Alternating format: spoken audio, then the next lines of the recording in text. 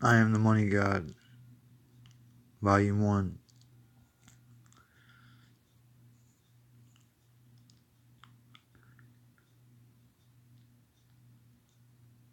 So I got it all now.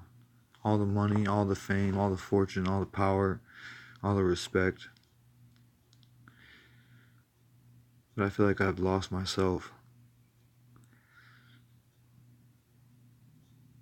What do I do now that I have everything?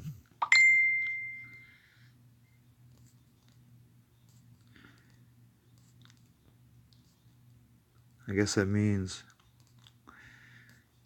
I need to help others.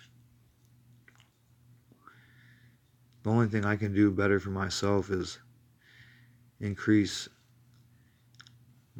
my well-being and teach others the things that I've learned.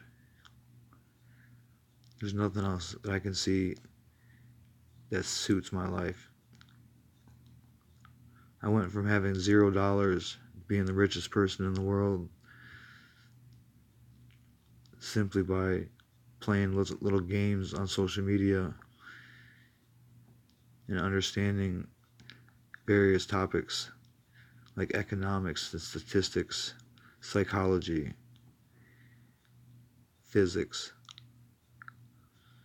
I use those to my advantage, and now I have it all. I mean, I literally own the world, but I feel like I'm lost and I have nothing. So what's more important? Is it fortune and fame, or is it having your family?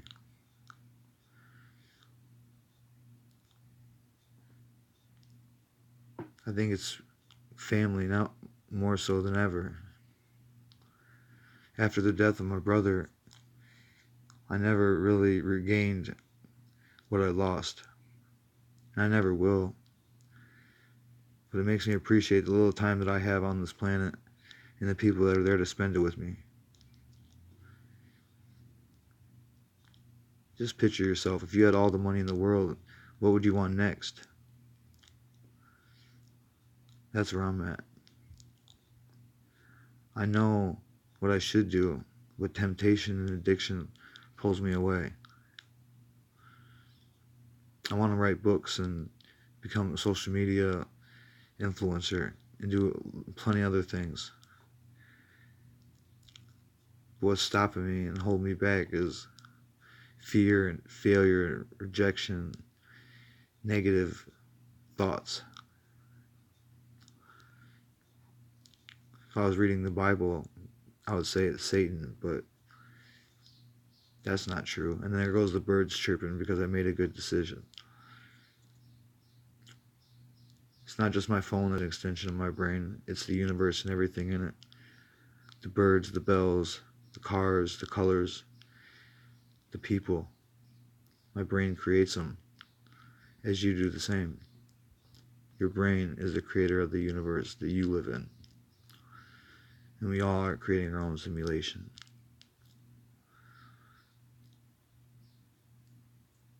So how do I start? I got what they call paper debt.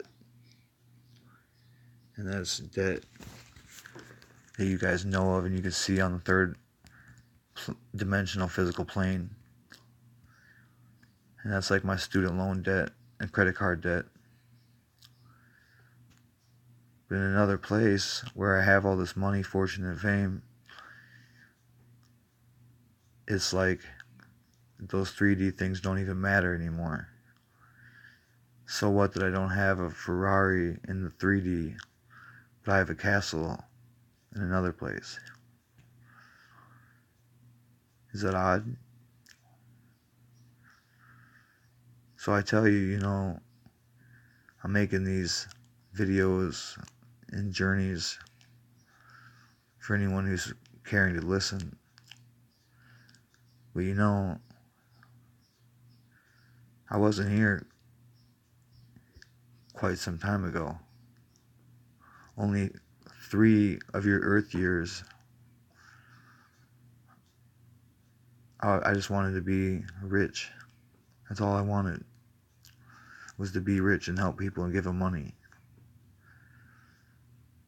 Once I got to the point of being rich, it was more like people just wanted handouts because they wanted to do less. They didn't want to keep, they felt like being financially well off is the end of their life, or like the end game of accomplishing goals. To me, that's just the beginning.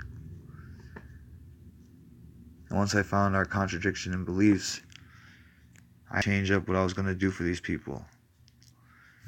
Because, well, if I was to just give away something that they're going to waste away anyways, what is really the point of helping them?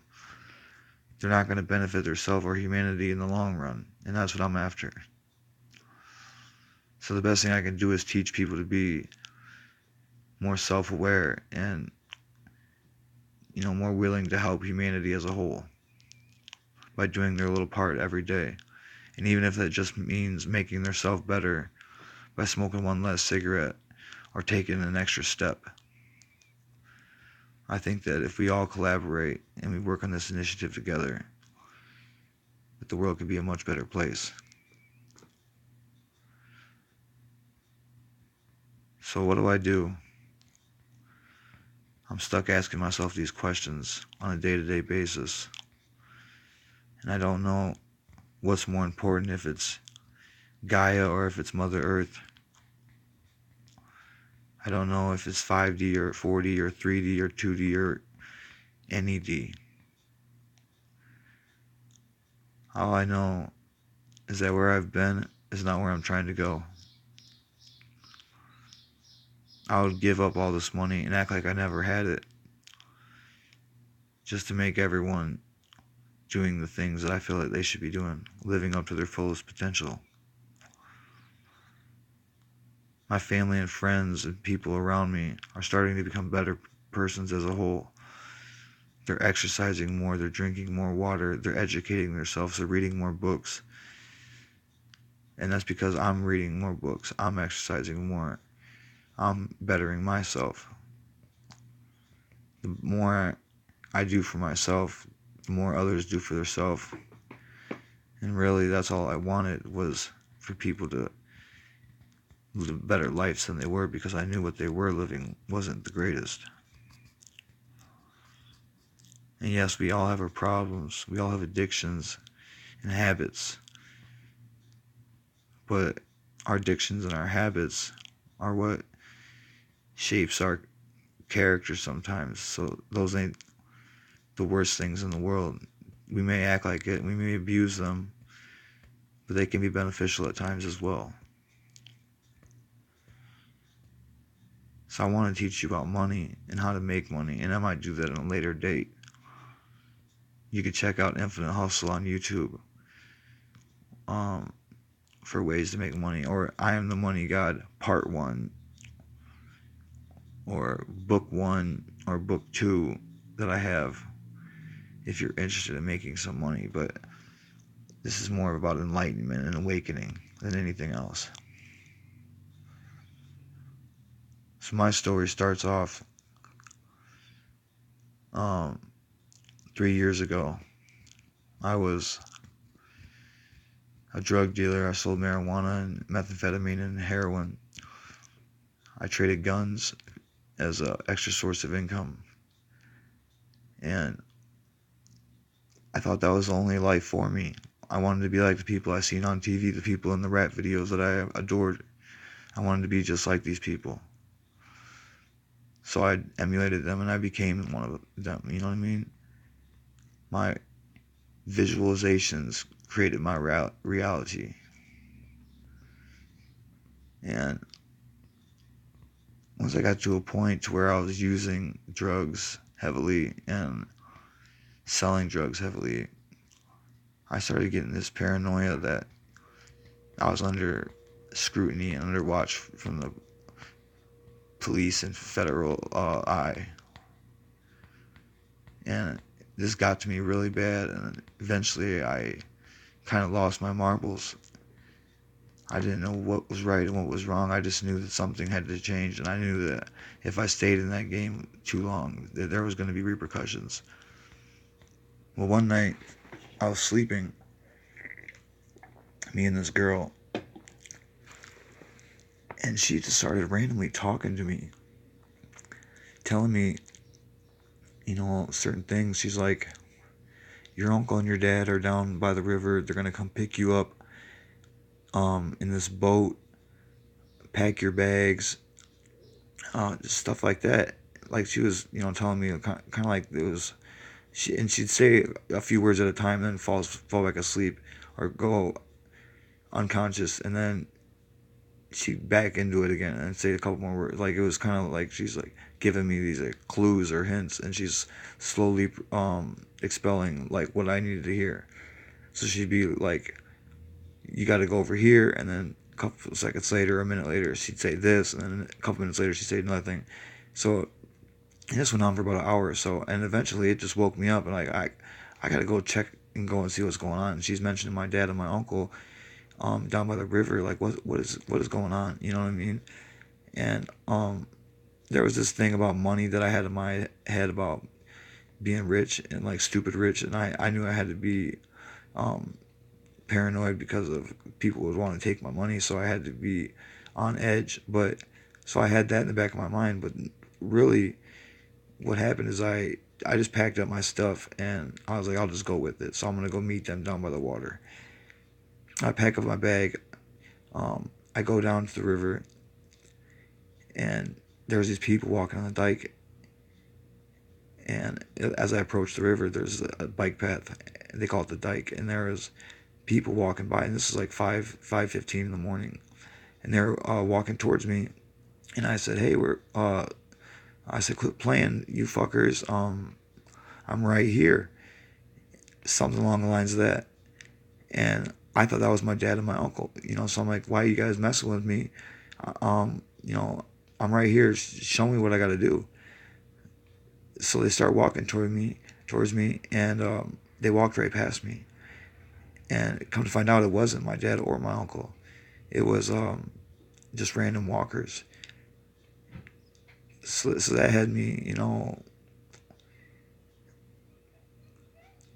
on edge, I guess you could say. I really was lost out of words for that point in time. And then I kept hearing this voice in my head. It was my uncle's voice, saying, "Keep coming, keep going this way." And I could like telepathically communicate with him. And that voice gave me direction to where I was supposed to go next. And the spot that I went to next is a spot that my brother and I used to go to all the time. Jacob, who passed away from a car accident, we used to go there all the time. And it's also referred to by other people as God's spot, which I didn't make up that name. That was told to me years after this event had happened. So like last year I found this out, and that's said to be 2018. So and this all happened in 2016. So it's just really weird that I ended up at a place called God's Place. But when I was there, or whatever, I sat down by the water on this rock, and I kept hearing this voice that kept saying anything and everything. And I see this light flickering down, in the way. The current was coming my direction. The trees were blowing in the wind, and it's just weird. Like this weird thing had overpowered me, and it like told me that I needed to quit selling drugs, and that I was gonna go to prison if I didn't stop. So once in my head, I gave it up. I was granted like these gifts, and I don't know how I knew about these gifts. I just already seemed to comprehend that I was aware that I had them. So I walked up to the water, and the current was coming inbound towards me. And what I did is I put my hand up, and all of a sudden the current stopped. The water went flat. And I moved my hand to the right just a little bit, and the water started flowing the current started going in the right direction. I did the opposite, to the left, and to the back, and to the fourth. And I changed the direction of the current that many times. It was crazy. the last thing that I was told was not let this money get to my head. That same day, I went to my mom's house right after that, and I knocked on her door, all confused on who I was, what had happened, and she was just in awe, like, what's going on with this kid? What's wrong with him? And later on, I started having that from that day forward.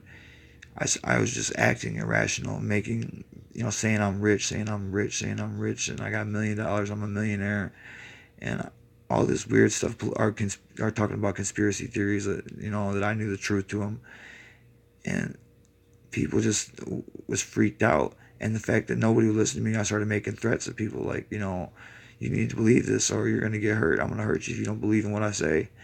And that right then and there, boom, got sent to the psych ward. So it was, an eye-opener for me, like, damn, maybe I can't say everything that comes to my mind. Maybe I need to think and comprehend on the thoughts that I have. And then, maybe things like this wouldn't happen. But I ended up getting sent to the psych ward 4 times for acting irrational. But what it was is I wasn't grounding myself to the knowledge I was gaining from the universe. I was taking information from the universe and just building it up. And I was so overwhelmed with, having an experience with God, thinking the feds were after me. So much stuff wrapped up into one that I just lost it for quite some time. I got diagnosed as paranoid schizophrenic and bipolar, and I got put on medication. Then everything seemed to go pretty good for a little while. But then the bad thing is everything that I was talking about before, 3 years ago, started coming true. I started becoming the richest person in the world, and these conspiracies started becoming true. And the things that I was talking about years in advance became more of prophecy rather than just hearsay. And it's like I went crazy because I was trying to tell people the future, and they didn't want to hear it. That's crazy to me, is that they didn't want to hear what's going to happen to them. They didn't want a warning. They just wanted to be oblivious to it. And I know I shouldn't have said the things I said. I've been threatening somebody. That's not right to do. But I still did it because I was scared that they wouldn't be able to figure out the things that I figured out, what would happen to them if they never did.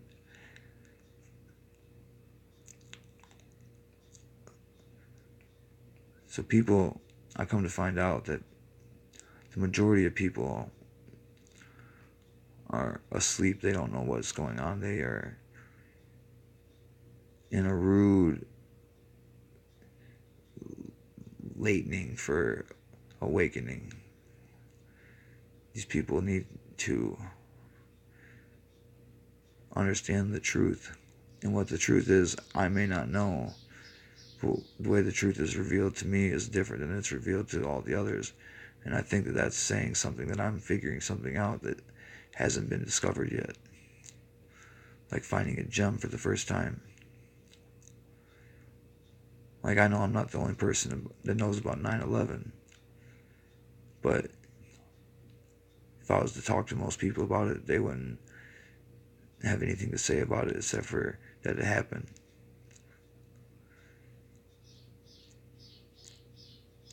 You know what I mean? So, but anyways, things are going great. I'm slowly learning to be more caring and loving for my fellow man, and use more discernment, because they don't understand or can completely agree with some of the things that come to mind. And whether or not my mind is telling the truth or not to them, it's better just to filter the things that I say to most people, because not everything needs to be said. Silence is power sometimes. Remember that. It's not always the biggest and bad bull who wins the fight. The world is ever changing, and the people in it are so as well. And they wonder why people like me end up the way we do. And it's simply because we're not scared to take risk. We're not scared to fail. We're not scared to love.